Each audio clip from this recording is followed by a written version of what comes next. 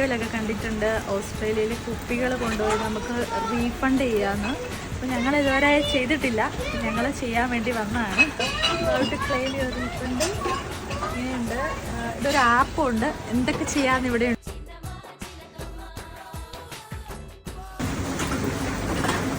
ഓരോ കുപ്പി ഇടുമ്പോഴും പൈസ വരുന്നതൊക്കെ ഇവിടെ കാണിക്കുന്നുണ്ട്.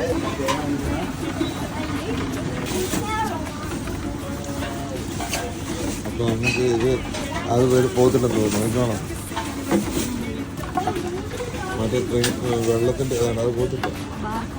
സാധനങ്ങൾ നമ്മൾ വിട്ട് കഴിഞ്ഞിട്ട് ഇത് തിരിച്ച് വിടാൻ നോക്കി. അത്